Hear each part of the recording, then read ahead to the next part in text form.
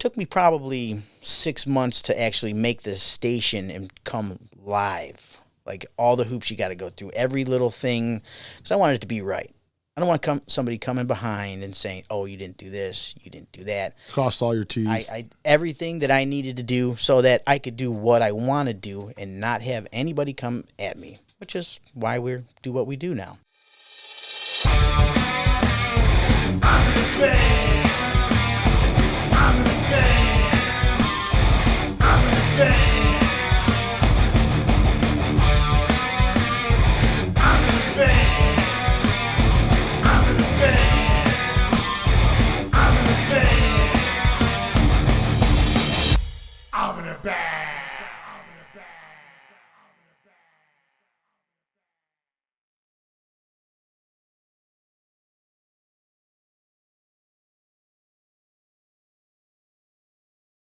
Welcome back, everybody, to another episode of Level Up Cleveland. And this week we bring you Mr. James Fedor, the Dook. What's happening, everybody? What's happening? What's up from Roxxxstar Radio? That's right. You are Roxxxstar Radio. Basically, you're building it up, but basically, this is your baby. This was your idea. You've always kind of wanted to do something like this. You've done a lot of things leading up to it. You kind of like. It was like a long college career, and now you're doing something that you kind of always wanted to do, and all those things you did, it's what's gonna make this kind of like great and work out. Yeah, absolutely. Years and years of DJing and being in bands and dealing with all that stuff, and just a genuine love for music. Period. So it's something that was created, we'll say, in the late '80s with my buddy Chris, who's now the Viking on the station, and he lives in San Diego. Right. And you know how it was back in the day. You got your cassette, you would record a show, and then make stupid little commercials and stuff, and pass your cassettes around. We did that back in the late '80s, and we had fun. I think it was inspired by my great-grandfather, because he had a ham radio station for 40 years. Oh. So I grew up around that, and just watching him and going in the radio room. And his radio room was huge. You can't... He had one of those huge towers in his yard? He had 3 60-foot towers on the property. Oh my God. Like, he was serious. And on top of the barn, there were antennas. So it was... Yeah, he owned his own business. So with that ham radio stuff, I'm just curious because... Did they actually have like a show? What did you do? It's not so much as popular nowadays because now you have podcasting and all that kind of stuff. But at one time, ham radio thing was a thing. It was a big thing. What did you do with ham radio? Was it just like a group of people that were all kind of like in this? What was it? You had like you have now. You had your followers, people that listened. He actually owned a print shop, so he would send out flyers and everything. But he was all around the world. I mean, we still have pictures from people that would send stuff into him, artists, sketches, like comics, if you will, of him and what he was doing. And, it was just basically a cool hobby. No kidding. Now, this was like not always running like you do like Roxxxstar Radio where it's a 24-hour thing. This was he would come on at certain times. Yeah, he would just come on. He would switch on, and he had his show from. I'm just curious. This time to this time. Yeah. No, it's definitely. Because there was like I said, there was a time where this ham radio thing it's the people still do it. I'm not saying it's not a thing anymore. I know somebody who does it. He's got a 60-foot tower in Parma in his backyard, and I'm just like I know they still do it, but I mean like it's not like it was because of today's technology has changed things a little bit. Sure, and of course I thought of getting a broadcaster system to broadcast like Celestial Radio or whatever, but I'm like. After taking notes, it took me probably 6 months to actually make the station and come live. Like all the hoops you got to go through, every little thing, because I wanted it to be right. I don't want somebody coming behind and saying, "Oh, you didn't do this, you didn't do that." Crossed all your T's. Everything that I needed to do so that I could do what I want to do and not have anybody come at me, which is why we do what we do now. Yeah, right. That's cool, man. It's very cool. People are like, "You don't do Spotify or anything like that?" I'm like, no, I mean, I'm still kind of, obviously a lot of people use Spotify. That's where they air their stuff, or on some website from somewhere else where we're 100% the station. Yeah. That's it. So there's nobody above us, so we can tweak everything how we want to do it, set it up. And well, not only that, but before with this whole process, like everything that we do here, what you do and everything, it's not as if you went to school for any of this stuff. It's not as if this is a lot of firsts, a lot of new stuff. You had to research things and learn, what do I need? What do I got to get? There's a lot going on. So when you're first doing things, you're learning. Like you're trying to build this thing, but at the same time, you're trying to figure things out and make this thing killer. Like you want to make this thing killer. So before you start marching things out to the masses and everything, you're like, I got to ease in, and this is how I feel about things. I'm not one, Pat and I are both that way. We're not one to just push all our chips in the first hand. We like to play a bunch of hands, get a feel for what's going on, learn this game a little bit, get good at it. Now let's push this thing out there for everybody, because now the first time they see it, they're not going to be like, this is stupid because we don't know what we're doing yet. Does that make sense? Oh, absolutely. So would you say that you're in that stage kind of still, kind of like getting to that point where you're, yeah? I'm definitely still learning, of course. I mean, it's a program that you got to learn, the station where we're scheduling everything where like, hey, that was last week's. And it's like, what happened there? Stupid things happen that you don't know. And of course, you don't dedicate 100% of your time to it just because of your life and life, your right. job and everything. So, but trying to put as much time into it with, people sending stuff and even just doing interviews itself, it's still kind of new where people talk about, I do my show at 6 o'clock in the morning. Now, I mean, there's morning shows every day on every station out there, but it's hard to get somebody to want to come over at that time or whatever. I used to do shows on Friday nights, Monday nights, and I would have guests. Yeah. I mean, people want to come over for that, but nobody 6 a.m. No, you're crazy, dude. I can't believe you're even up doing that. I'm like, yeah. I'm like, dude, it's a great wake up every day. Well, it's actually so there's a lot of ways to look at that. I mean, like I thought the same way at first it's the morning Dook is what I call it, but it's the Dook. You're in the morning, 6 to 7:30. And basically you do it from Monday through Friday, but then you can put these in a loop. Basically everything's on a big giant loop and it repeats itself. You have it all set up so that it kind of there's the replays play in a certain rhythm that you 50 songs. Is that what it is? Every 50 songs it changes. I had to look because you can definitely change it. Every 50 songs, one of the past shows will come in. And as we do Monday's show, last Monday's fall off. Oh, so it automatically does that for you? I have to do all that. Oh, okay. So, I got you. But I get a new show, I drop the last one off. And it keeps it in. And, you don't expect anybody to listen 24/7. No, not at all. And the thing about it is that when I put it on the radio, I listen to the station all the time. Because I have a show on the station now that on Thursday nights I do, and so what I tend to do is try to hear myself, as narcissistic as that sounds. No, it's great. But the reason I have to do that is because I can't hear myself when I'm doing the show, and I'm like, when you're doing one of these shows, all your levels are so critical. You're trying to keep everything. Songs aren't always recorded at the same volume, so you're trying to make sure that the levels there are right, and when you're taking phone calls and stuff like that, that's a whole nother set of controls that you're trying to keep those volumes right. And when you're doing all that, you don't know really how it sounds. Like you don't have something. So I got to listen to the replay, and I'm like, oh yeah, that's how that went. Before we get any farther, let's just explain what Roxxxstar Radio actually is. I mean, they get the gist. It's a radio station. It's not ham radio. Obviously, we just established that. But what it is, and it's not going to be on Spotify or anything, because what you actually have done is you have created an app. Yes. Literally, that goes on your telephone, and everything's played through there. The only thing on this app is your radio station. Once it's downloaded, all you'll see is that play button, basically, and all you do is hit that, and you're in. You're in, you're listening. Yeah, and it's live. It's happening right now. Now, maybe what you're hearing isn't necessarily a live DJ or live music, but you're hearing what's played through the radio station live right now.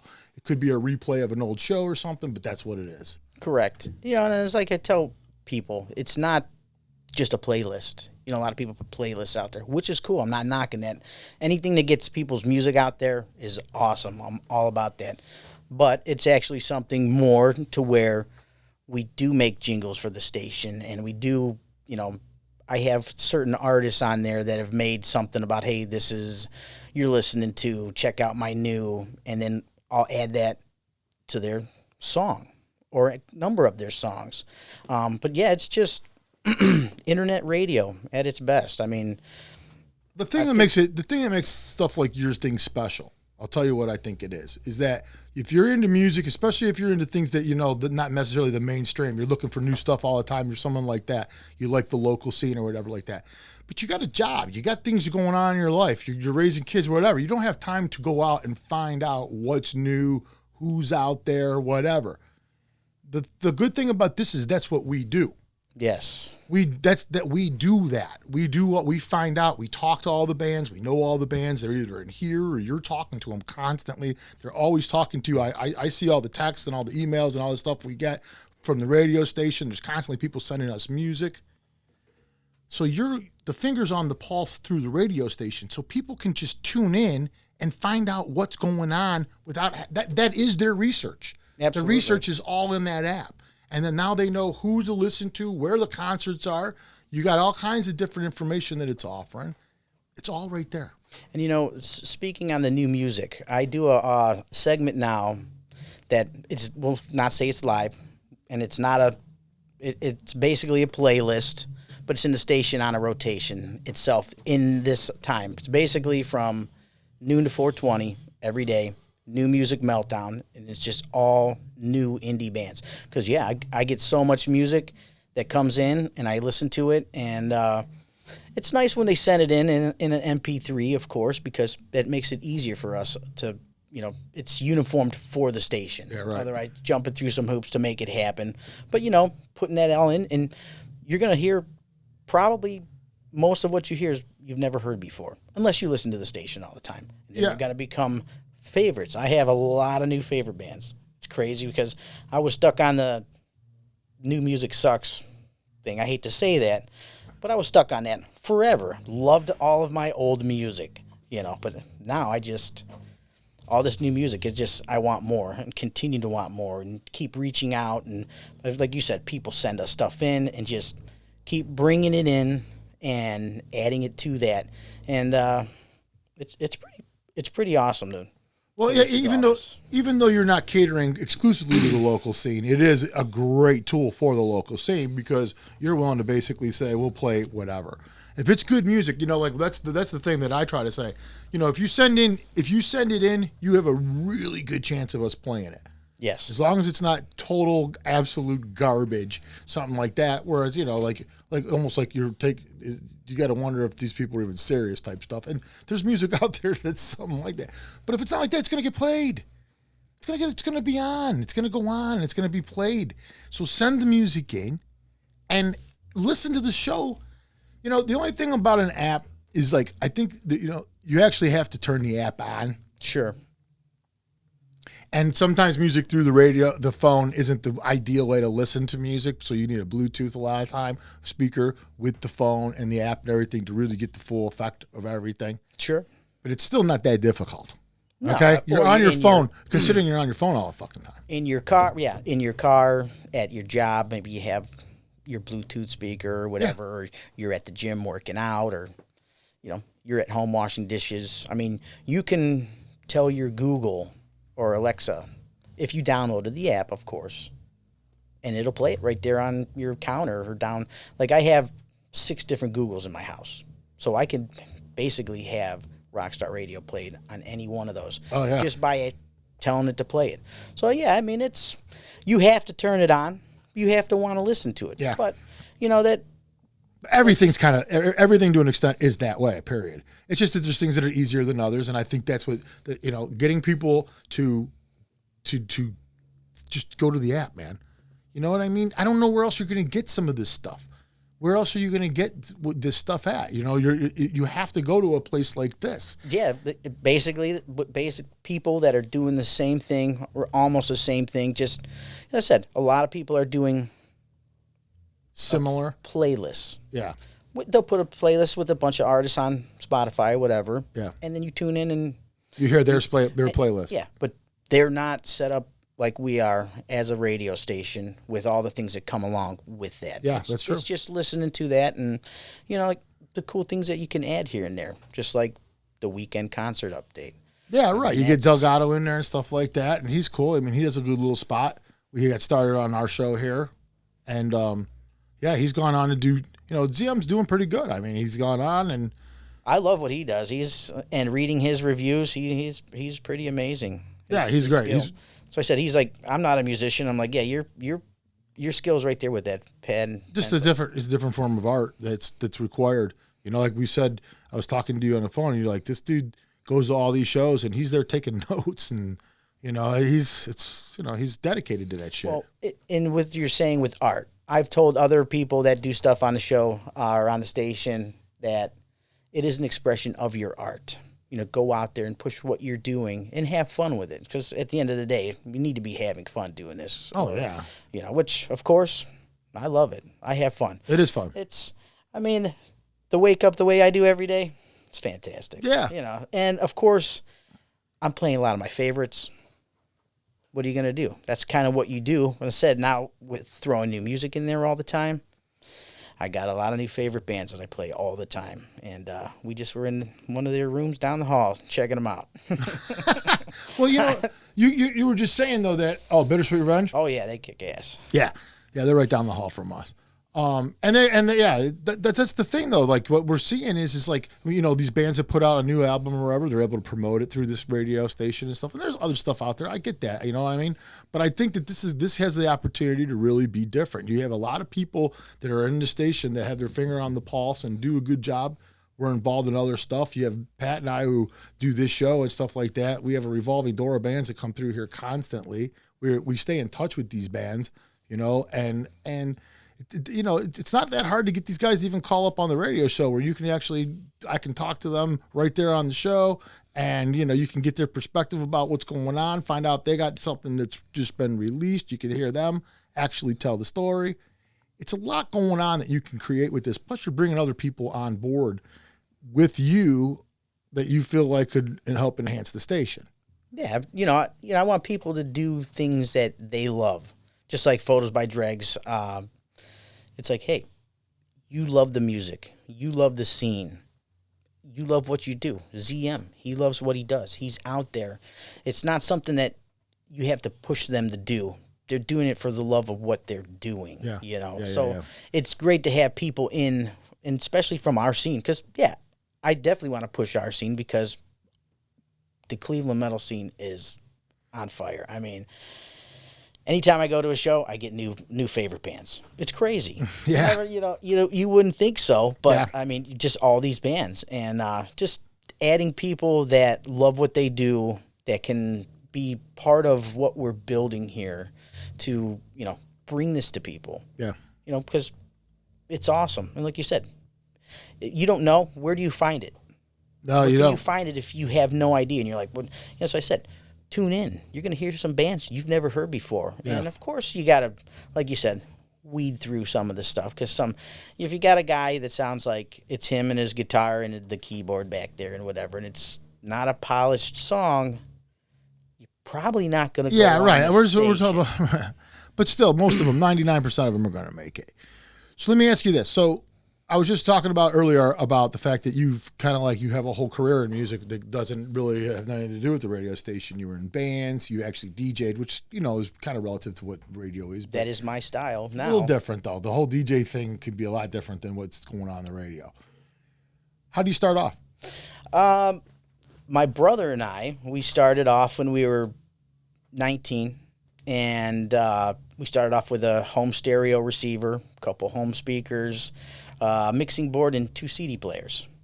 And we'd go out, and we'd jam out, and there was a bar called the Hilltop. Okay, it was like this huge old hotel. They had a huge bar out front. And our name at that time was DJ Dick and Curly Pube. It was, just like my name now. It's all for a good laugh. You put something crazy out there, people love that stuff. So, his nickname is Dick.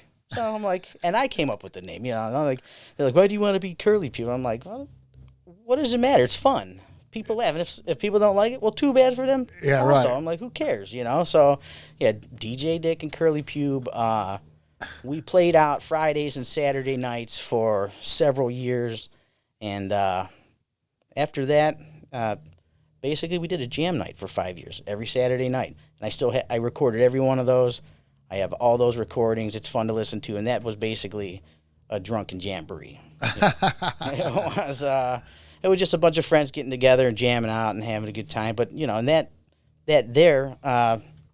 transformed into doing band stuff. Because, you know, with DJing all the time, we did karaoke. So him and I would always sing.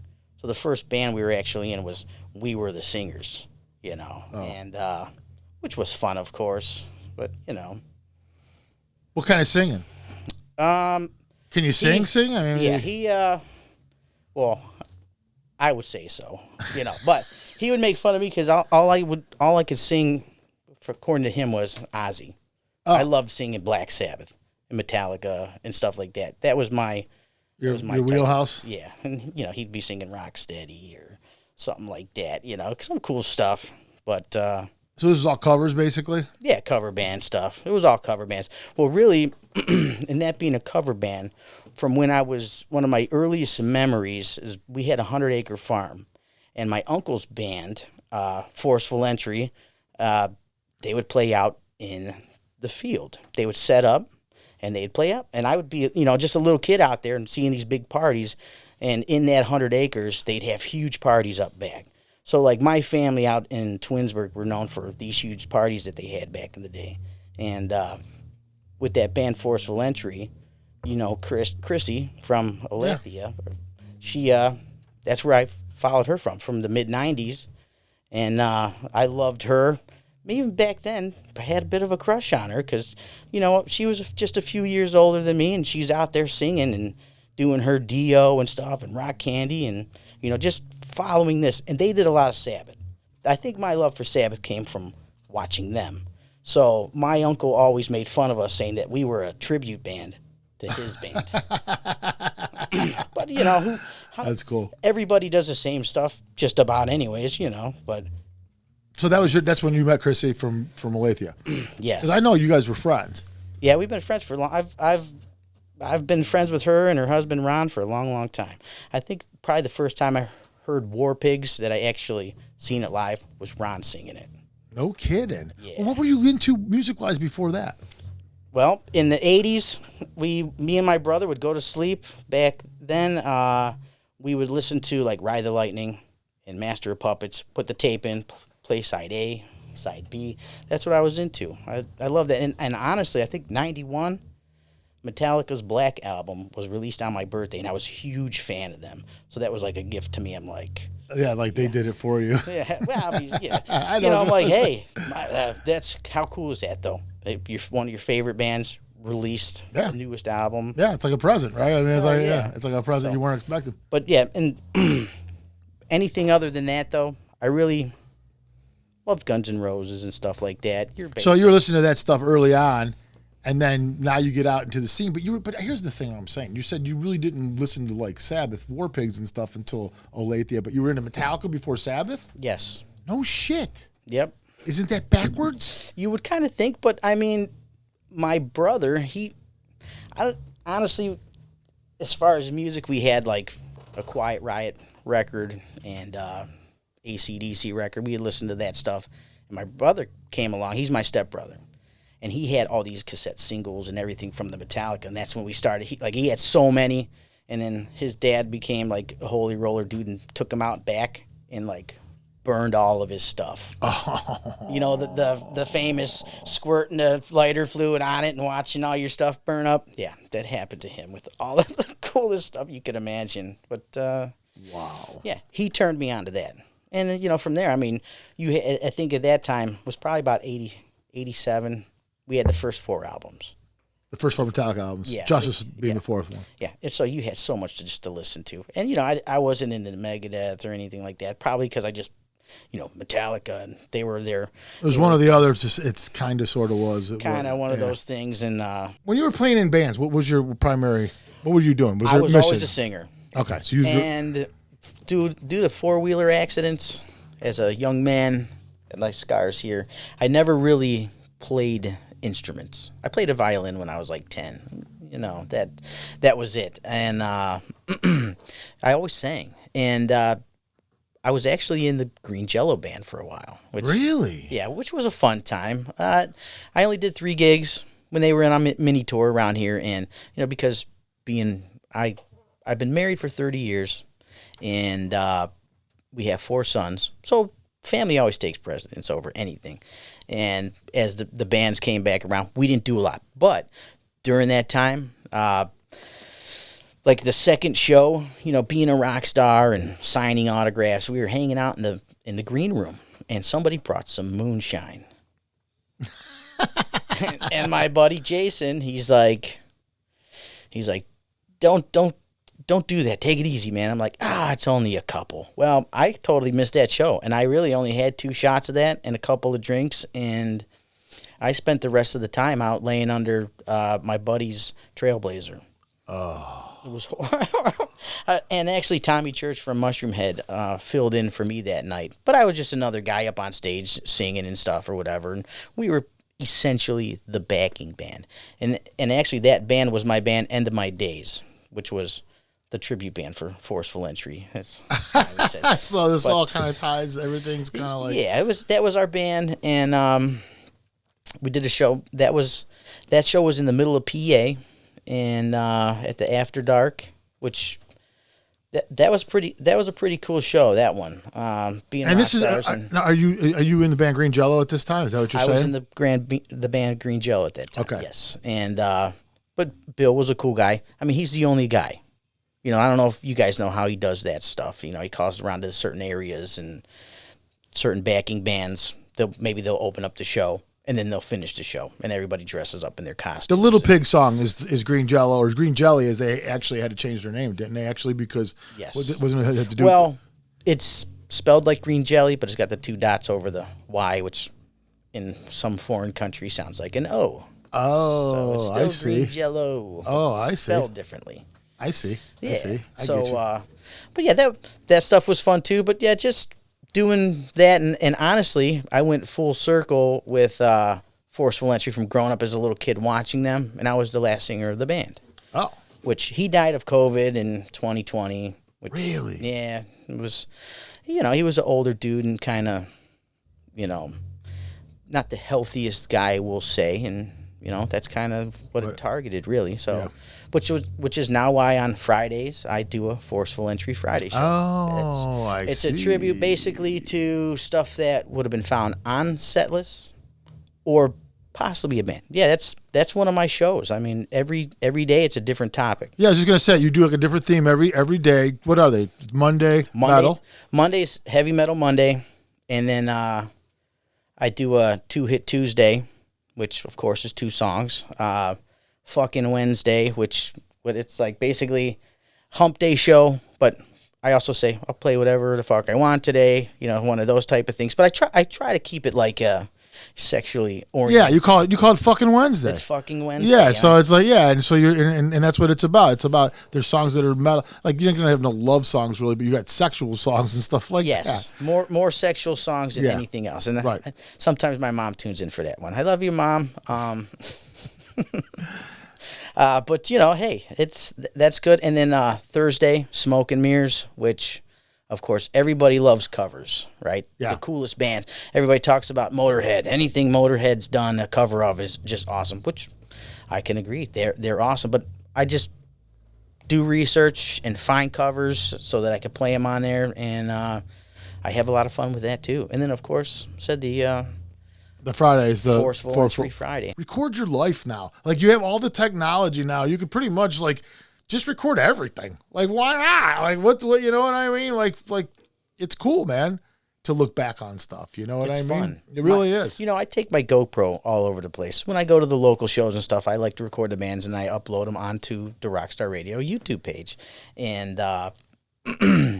my kids, I take the GoPro when I go to family functions too, and they're always like, "Why do you got to do that?" You know, everything. But then guess what? When Dad pulls them out, everybody's like, yeah, and they Remember they that? love Oh, it. that- They yeah. all love the video, and I'm like, yeah. I'm like, I know, I suck. I'm recording this, yeah, and it's, but Everybody loves to you watch guys it. are going to love it when I actually play it for you, and they do. I mean, obviously, I capture a lot of cool stuff, just like you said. Record everything that you can, really, because we have the technology, really, here in our pocket. Yeah. And, our phones do such great video now. I mean, it's actually ridiculous. So and that's what's cool about the station too is that like when I'm doing a live broadcast on Thursday night, it's recording me also, and then I send that file to you, and then you plug it into the station, and then that replays in that every 50 songs or something. How does it work exactly? 50 songs. So And that's not counting the jingles, which I have station jingles every 4 songs. Something will pop up, yeah, I've heard them all. I think I've heard every one of them. There's all you, basically. This is Jimmy. There's one, because that was one of my originals. That's what I figured. That was a Yeah. while ago. Yeah, but you keep them all in there, and they roll. They roll. But they're all like station IDs and stuff like that. Basically, is what it is. Stuff. But anyway, so yeah. So, what do you think? What do you think this is going to do from here on out? I mean, I like. There's got to be this got to grow, right? I mean, like, these people got to start tuning in. Do you see progress being made at all since you started this thing? Within the past year, I mean, it's been slow and steady. I mean, not that it's been picking up a ton, but more people liking it and more people knowing, It exists. It's getting. Yeah, when you go to the shows and people know you and you're talking to them, and they're, people are excited about it, and of course, all the new bands, they just love it. I mean, they they want to be on. What do we got to do for this? What do we got to do? And of course, I mean, my band shirt collection, it just continues to grow. Yeah, I got it. Because I'm not only supporting the artists with playing their music, but just like that, they buy shirts, buy their whatever they're selling at their merch table, and help them guys. I mean, I think at that last show I bought 4 shirts. What do you think? So, what do you think about the local scene as far as people showing up? You think still a little low? You think we could improve on the numbers that we're seeing right now? I think there could definitely be an improvement, but it is tough because there's always so many shows every weekend going on, and It's spread out. it's kind of spread out, and it just, you could throw a dart and see an awesome show. Yeah, in anywhere. any direction. Yeah. There's just so many that, and I miss a lot of shows that I want to see just because of having to do stuff, normal stuff. And But let me ask you the question though. Like, do you think like a $10 cover charge, is that too much money? I got into an argument with a guy about that, and he's like, "Oh, it's people don't have a lot of money in this," and I'm like, "What do you mean? I mean, $10." I said, "You're a musician. You know what these guys go through, and especially if you have a number of bands. What's $10?" I just think that we need this scene needs to definitely get. We need to start doing what we say. That's what this place needs. Showing the support for the bands. A lot more local bands here, man. This scene's crazy, dude. When we had that concert that you went to at the Maple Grove, the Level Up concert series, the first one, dude, them bands they blew our minds. We already knew Bittersweet. I mean, Bittersweet we'd seen numerous times and everything. We knew what they were capable of doing. And everything. That was my first time seeing them guys. Yeah, we knew they were. And of They're like I course, said, another new favorite band. but Aletheia, dude. Yeah, we were like, wow, holy shit, like that. They're every bit as good as anybody, and so they kill it. Yeah. They are so awesome. man, Just watching Joe on the drums back there. I mean, Terry is a beast. Dylan. I mean, like you said, they're a great band, dude. super group. They are. Awesome. They are a great band. She's like the queen of the local metal scene, female vocal. Like she's it. And I mean, wow, like that was intense. I had Adam there. He was the photographer for the night, and his woman was there with him, and she's like, "Man, her voice is amazing. She could cut or break glass with that because just how she sounds is ridiculous. It's awesome." Yeah, but I think my thing basically the point that I constantly try to make and the thing that I think about more than anything, it's like it's value. So it's like the concerts that you got to go see today, mostly to see a good band anymore, you got to go to a festival. Like they all want to be in festivals now. Well, festivals are not fucking cheap. and they can be a pain in the ass. That I you went to gotta you two. gotta travel, you gotta freaking you gotta put yourself up in a hotel at all these festivals, or you gotta camp Sleep in a mud puddle. Yeah, I mean, like, it's not easy to do this stuff, and it's going to cost you, 2 weeks' pay at the end of the day when you're all done with it. And you go see that Aletheia show at Maple Grove. You tell me, concert for concert, did you really have that much more fun seeing the other one? I'm telling you, no, you didn't. Like what Aletheia put on that day, Bittersweet too. They all did. Same thing with Craig. They were all great. But what I got out of that night when I left there, dude, I felt pretty fucking good about that night. I had a really good feeling about me, and it cost me, well, would have, if we weren't putting it on, it would have cost us $15. It almost cost us a lot more than that. We got lucky. But $15 isn't much for what I saw, man. I left that place. We were both blown away. I mean, we were like, wow, man, what a fun night we had. I mean, it was a blast. Not to mention Maple Grove is just a fucking cool place. Nick Suma's the shit. It's a great bar, great place to see bands. That's a place to go. I graduated from Maple in '92. Oh, so you're hip to it. I've been going to the Maple Grove for a long, long time. Hell yeah. Well, that's a nice thing. See, and that's something that not every neighborhood has, like, you know what I mean? You got this bar, dude, in your neighborhood, basically, that's a killer place to go see live music. And Nick gets great, well, Jeremy does now. Jeremy's really, and Jeremy Jones is the guy who runs all that.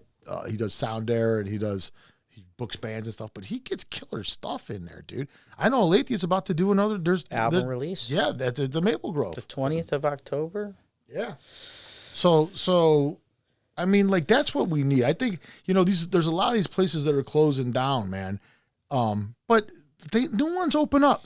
It's a process. It's like a recycle process that happens. And sometimes I think maybe it's a location that suddenly doesn't work anymore. Is huge. Yeah, and then a new one opens up in a location that will work. And I'm hoping that that's kind of what we're starting to see. Like the Sly Fox really kind of sucked. You know what I mean? I mean, that sucked. I was like, really? That was yeah. I mean, that was like, I know we used to go there all the time. We used to see a lot of bands at the Sly Fox. It's a cool place. It's got a good sound system. Awesome. That's where we discovered Bessemer Saints.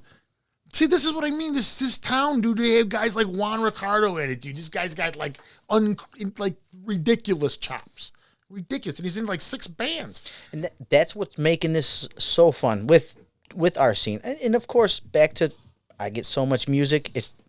I want to tell bands just to kind of, in their submission emails, just let me know where you're from. Just so I know. Not that I don't want you're from here. I'm going to snub you. Yeah, no, I want everybody. Like you said, if it's great, we're playing it. But the local scene, just because we're in it, and maybe because of a lot of our friends are in it, in these bands, and seeing what they're doing and going to these shows. I said it's infectious, and you want to push it on other people because once they start hearing this stuff, because you don't hear Waste of Space from Bessemer Saints, you don't know that killer song. That song is awesome. Like a lot of their music, you'll never hear it.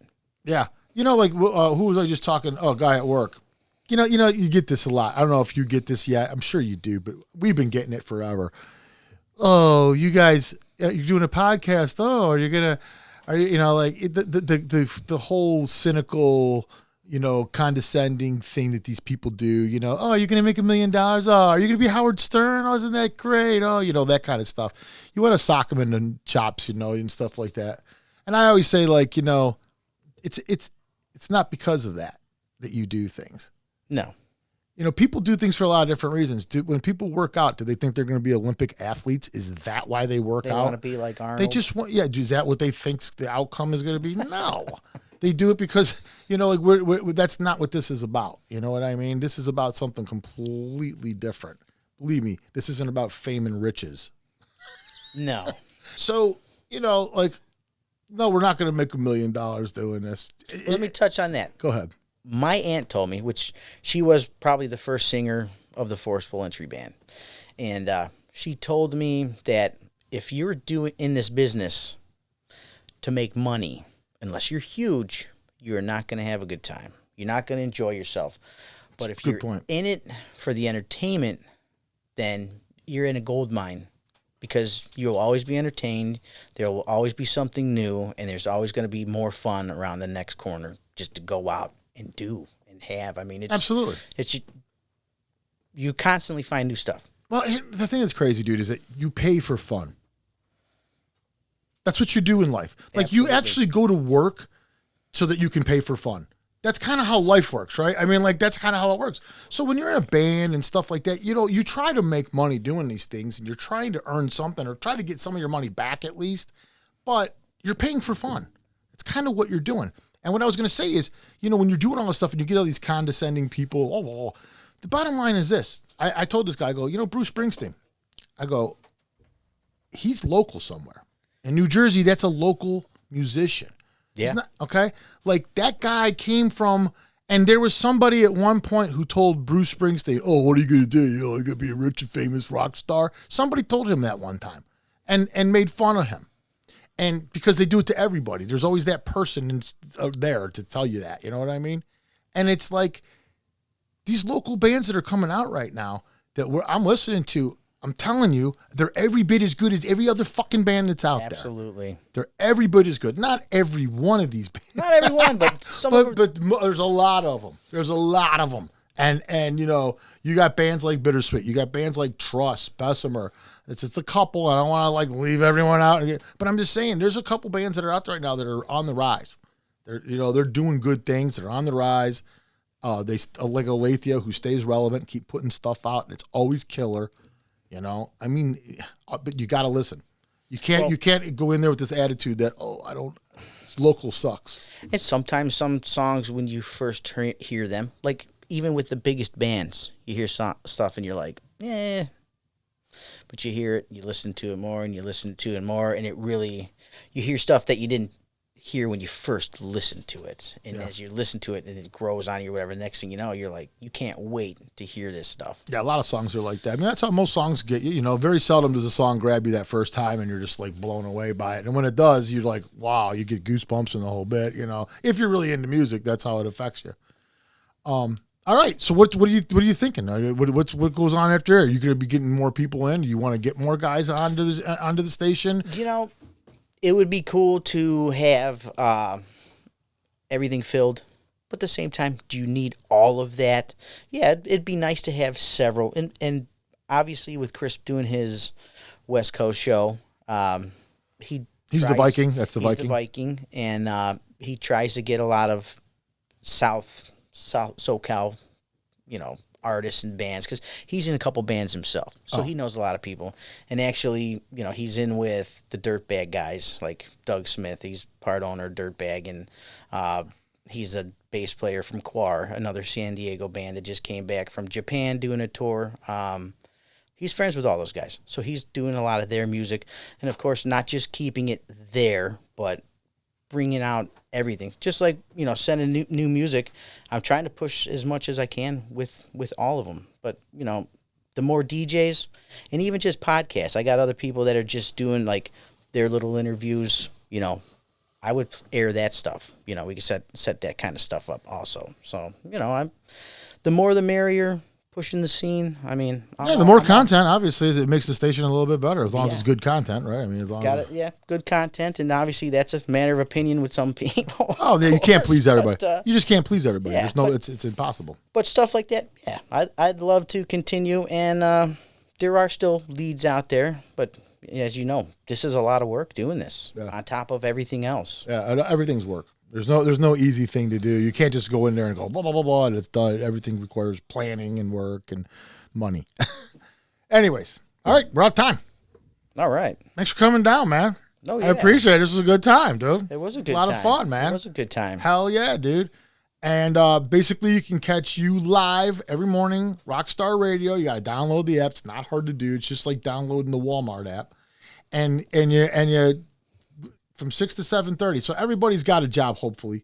And you get up and you're fucking getting ready for work. And what are you gonna do? You're gonna watch the weather again? You're gonna listen to that freaking WMMS before stupid Rover comes on? No.